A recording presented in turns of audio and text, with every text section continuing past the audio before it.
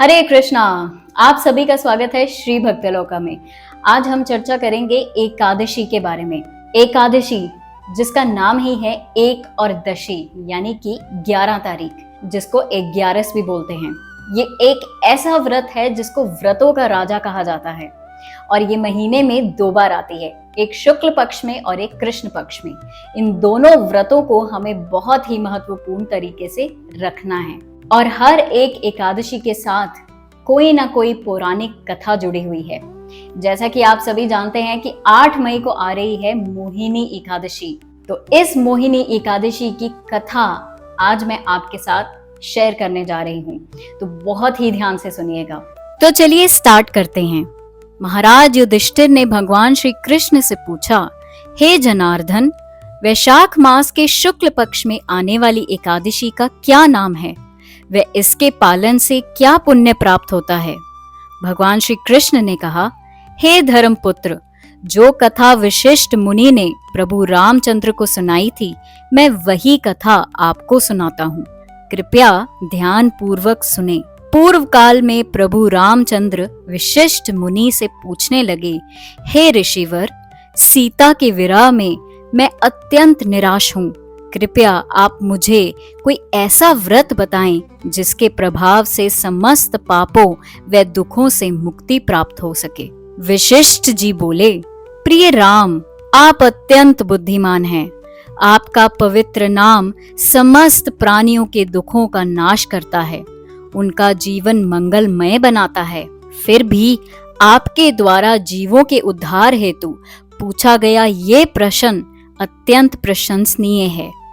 वैशाख मास के शुक्ल पक्ष में आने वाली मोहिनी एकादशी मंगलदायक है और इसके व्रत पालन से व्यक्ति संसार के दुखों, पापों व भौतिक भ्रमों से मुक्त हो जाता है। प्राचीन काल में सरस्वती नदी के किनारे भद्रावती नामक राज्य का राजा धूतिमान राज्य करता था। वह सहिष्णु व सत्यवादी था। उसी राज्य में धनपाल नामक एक पुण्यवान वैष्णव था। उसने राज्य में अनेक धर्मशालाएं, अस्पताल, पाठशाला, बाजार व भगवान विष्णु के मंदिरों की स्थापना की थी। इस प्रकार जनक कल्याण के कार्यों में धन लगाने के कारण उसने अपना नाम सार्थक कर दिया था। उसी दयामयी व सबका हित करने वाले वैष्णव के 5 पुत्र थे। उनके नाम समान, धूतिमान, मेधावी, सुकृत और दृष्ट बुद्धि थे। दुर्भाग्यवश उसका पुत्र दृष्ट बुद्धि बहुत पापी और दुराचारी था। वह दुष्ट व्यक्तियों, व्यभिचारी स्त्रियों का संग करता था। निष्पाप पशु की हत्या, मांस, मदिरापान उसके पाप पूर्ण कृत्यों में सम्मिलित थे। वह किसी देवता, ब्राह्मण, बुजुर्ग, अतिथि को सम्मान नहीं देता था। इस प्रकार वह अपने पिता की संपत्ति का अंधाधुंध व्यय करता था। एक बार धनपाल ने देखा कि वह मार्ग में वैश्या के कंधे पर हाथ रख के जा रहा था। उसी दिन उसके पिता ने उसे घर से बाहर निकाल दिया। घर से बाहर निकाले जाने पर वह पाप कृत्यों में और भी अधिक संलग्न हो गया, परंतु शीघ्र ही जब उसका धन समाप्त हो गया तो उसके बहानेबाज मित्रों ने उसका त्याग कर दिया।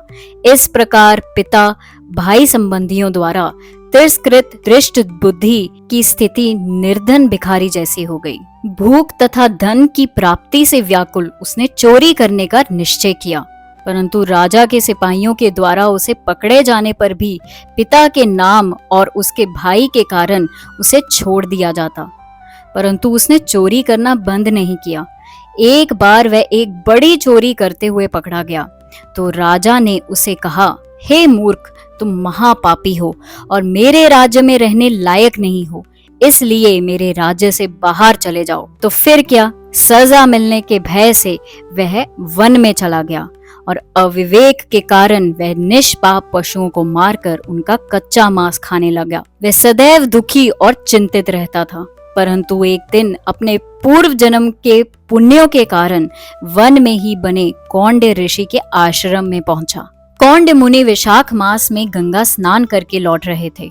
दुखों से व्याकुल दृष्ट बुद्धि ने अचानक ऋषि के वस्त्रों से टपकते जल का स्पर्श किया और सहसा ही वह अपने समस्त पापों से मुक्त हो गया।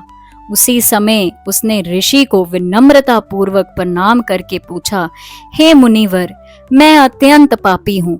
ऐसा कोई पाप नहीं जो मैंने ना किया हो। अपने पाप पूर्ण कृत्यों के कारण मैं अपने कुटुंब बीजनों से दूर होकर मानसिक वेदना की खाई में गिर गया हूँ। यह सुनकर परम करुणामयी ऋषि बोले, सुनो, मैं तुम्हें एक ऐसा व्रत बताता हूँ जो मेरु पर्वत से भी अधिक प्रचंड पापों की राशि को नष्ट करने वाला है। इस व्रत के पालन से कुछ ही क्षणों से तुम्हारे पापों का नाश हो जाएगा। वैशाख मास के शुक्ल पक्ष में आने वाली मोहिनी एकादशी के पालन द्वारा तुम्हारे समस्त पापों का नाश हो जाएगा।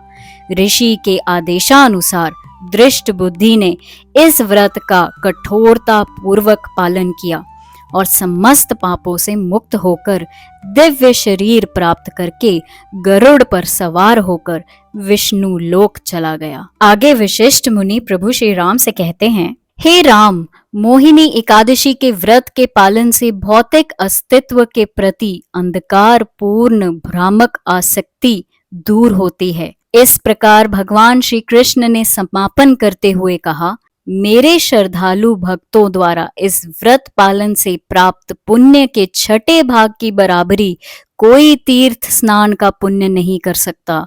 जो व्यक्ति इस व्रत की महिमा का श्रवण करता है उसे 1000 गौवों के दान करने का पुण्य प्राप्त होता है। तो ये रही मोहिनी एकादशी की व्रत कथा।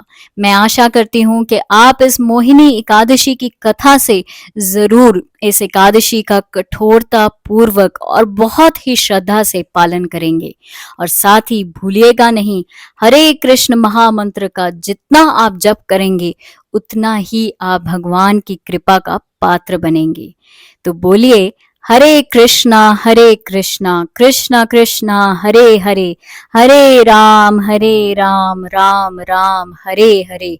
मोहिनी एकादशी माधव तिथि की जय।